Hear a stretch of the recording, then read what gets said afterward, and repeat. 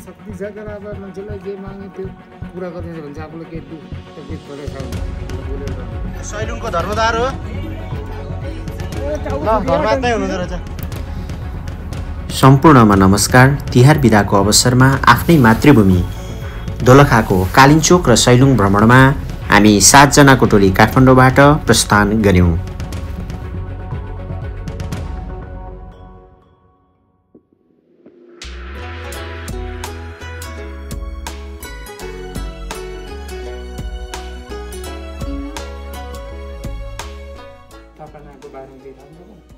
यो आफ्नो महादेवको मन्दिरको बारेमा हजुर यो अहिलेको मन्दिर होइन पहिलाको पुरानो हो। अब हाम्रो यो महादेवको शक्ति छ तर अब मान्छेलाई जे माग्ने त्यो पुरा गरिदिन्छ भने चाहिँ आफूलाई केही तकलिफ परेको छ भने त्यसलाई बोलेर रहनुपर्छ। अब यो मन्दिर कसैले बनाएको नि जाने यो आफ्नो यो महादेव आफ्नो आफ्नो प्रतिभाको महादेव यो हो शिला चाहिँ यो पछि यस्तो ठोकाला बनाएर राखेको अहिले यो उत्पत्ति चाहिँ कसले गराएको थियो? यो यतैतिरको झाँक्रीले त्यही भएर महादेवको बनाएको छ नि पता झाँक्री भनेको यहीँ कालापानीको कालापानीको अब यहाँ तपाईँलाई साउन पूर्णिमामा यहाँ 200 झाँक्री हुन्छ त्यो अब यहाँ बस्छ यहाँ तल ऊ पर ठाउँ नपाएर मान्छे ऊ माथितिर डाँडो डाँडो पाएको यहाँबाट चाहिँ नाचेर उसको तामको चाहिँ भन्छ। कोही 3 दिन बस्छ कोही 5 दिन कोही एकै रात। अब यहाँ चाहिँ दर्शन गरेर त्यहाँबाट यहाँदेखिको ढेङ्गा बजाएर नाच्दै जान्छ गरे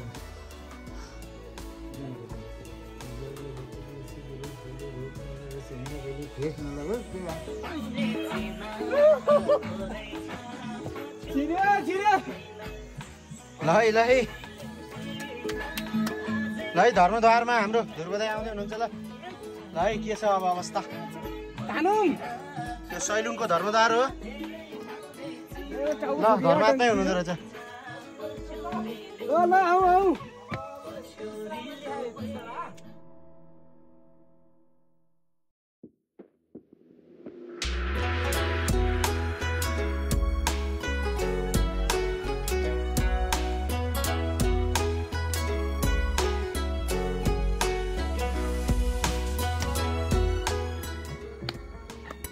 सैलुङको यात्रामा छौँ हामी।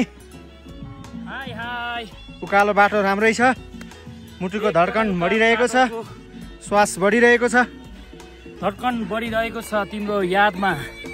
हामी दोलखाको एकदमै रमणीय ठाउँ हाम्रो सैलुङ डाँडामा चाहिँ आज हामी उपस्थित छौँ। त्यसमा चाहिँ हामी आजको यात्रामा चाहिँ हामी 7 जना छौँ। साथमा हाम्रो आदरणीय मामा हुनुहुन्छ, आदरणीय दाइ, त्यस्तै गरी भाइ, हाम्रो छोरी। एकदमै रमाइलो भइरहेको छ। यो स्वर्गको टुक्रा जस्तै रहेछ। एकचोटि चाहिँ सबैजनाले यो घुम्नै पर्ने ठाउँ छ। जति पनि हाम्रो यो फेसबुक मित्रहरूलाई म के अनुरोध गर्न चाहन्छु भने एकचोटि चाहिँ यो पर्यटकीय सैलुङमा चाहिँ सबैलाई घुम्नको लागि चाहिँ म एकदमै हार्दिक अनुरोध गर्न सक्छौँ। यहाँ डान्स पनि एकदम व्यापक रूपमा चलिरहेको छ। सबैजना 101 को भन्दा को कम। दाइको फेरि पुरा धामी काम यस्तो छ। वाउ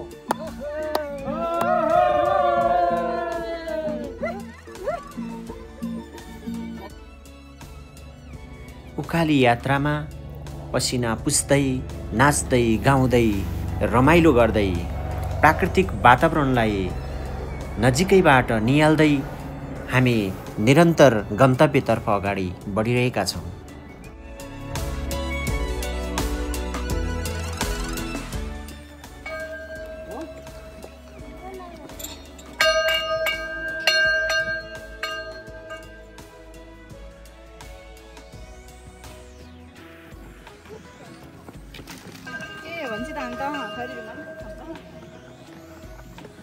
निरन्तर रूपमा उकालोमा पाइलाहरू अगाडि बढिरहेका छन्।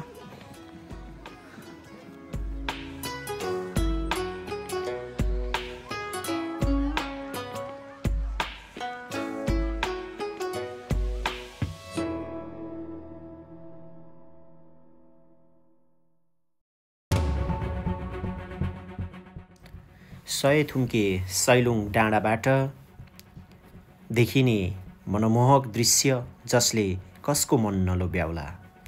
हामी थुम्कै थुम्काले बनेको सय थुम्के डाँडा हेर्दै प्राकृतिक सौन्दर्यतामा लीन हुन पुग्यौँ।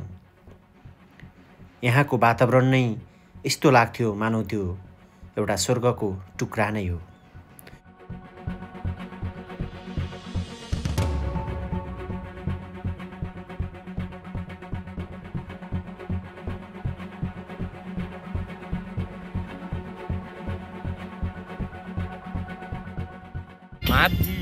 माथि सैलुङ्गेमा चौरी डुलाउनेलाई, माथि सैलुङ्गेमा चौरी डुलाउनेलाई, अत्केलामा मायाको गुराँस फुलाउनेलाई भनिनु है भनिनु मेरो चुटो खाली छ उनको त्यो मनै जाली छ।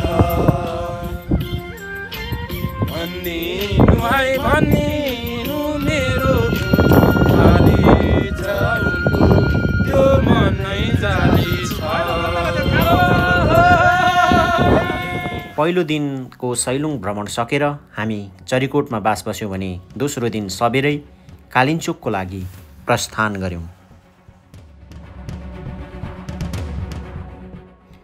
कुरी बजारमा पुग्नै लाग्दा देखिएको सूर्य उदायको दृश्य अत्यन्त मनमोहक थियो। चिसो पनि केही रूपमा हामीलाई भइरहेको अनुभव हामीले गरिरहेका छौँ।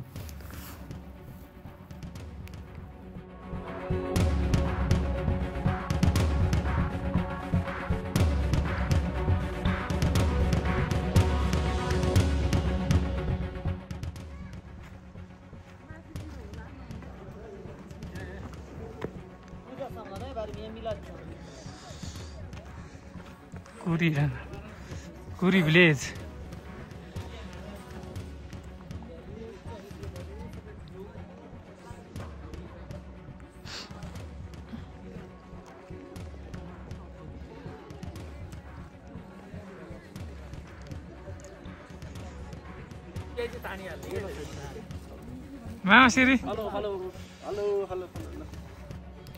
केवल कारको पनि सुविधा रहेकोमा हामी हाइकिङ मार्फत नै माथि कालिन्चोक भगवतीमा जाने निधो गऱ्यौँ। गुड मर्निङ एभ्रिवान, सम्पूर्णमा नमस्ते। आज मिति 2082 साल कार्तिक महिनाको 8 गते हामी दोलखा जिल्ला स्थित एकदमै पर्यटकीय स्थल हामी कालिन्चोक भ्रमणमा चाहिँ आज सबैजना उपस्थित छौँ र त्यसमा चाहिँ हाम्रो आदरणीय दाई रमेश श्रेष्ठ दाई पनि हुनुहुन्छ। त्यस्तै गरी दाईहरू सुन्दर श्रेष्ठ, हाम्रो आदरणीय मामा श्याम श्रेष्ठ पनि उपस्थित हुनुहुन्छ। मेरो प्यारो भाइ आत्मीय भाइ गणेश श्रेष्ठ र हाम्रो दुईटा छोरीहरू पनि यहाँ चाहिँ यो कालिन्चोक भ्रमणको लागि चाहिँ उपस्थित भएको छन् र त्यसमा केही साथीहरू चाहिँ हाम्रो हामीभन्दा अगाडि नै बढिसक्नु भएको छ र साँच्ची नै आजको यो दृश्यले हामीलाई अत्यन्तै मनमोहक बनाएको छ र यो कालिन्चोक मन्दिर र सम्पूर्ण हाम्रो फेसबुक मित्र साथीहरूलाई म यो अनुरोध गर्न चाहन्छु कि यो एकपटक भ्रमण गर्न पर्ने ठाउँ नै भएको हिसाबले गर्दाखेरि यो भ्रमण गर्नको निम्ति पनि म अनुरोध गर्न चाहन्छु। त्यस्तै गरी हाम्रो पछाडि गौरीशङ्कर हिमाल साँच्ची नै एउटा नेपालीको उच्च शान, जुन हिमालले यो समयको पनि निर्धारण गरेको छ र आजको यो यात्रा साँच्ची नै रमाइलो छ, रमाइलो गर्नुपर्छ भन्ने नै छ। म यति नै भन्न चाहन्छु। हस्त, थ्याङ्क यू।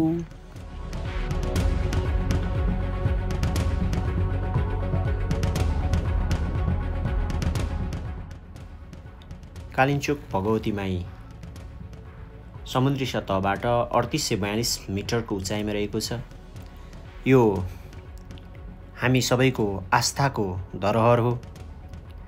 यहाँ दर्शन पश्चात आफ्नो मनोकामना पुरा हुने धार्मिक विश्वास रहिआएको छ। कालिन्चोक भगवती माई दर्शनार्थीहरूको बाक्लो भिडभाड रहेको छ। यो पवित्र तीर्थस्थल देवी कालिन्चोक भगवती दर्शनको लागि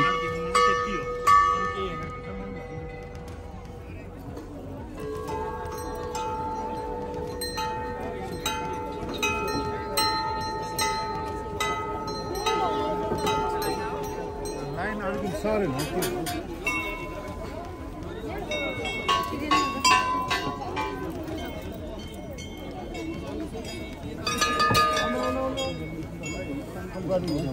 गुरु यो अलिकति यसो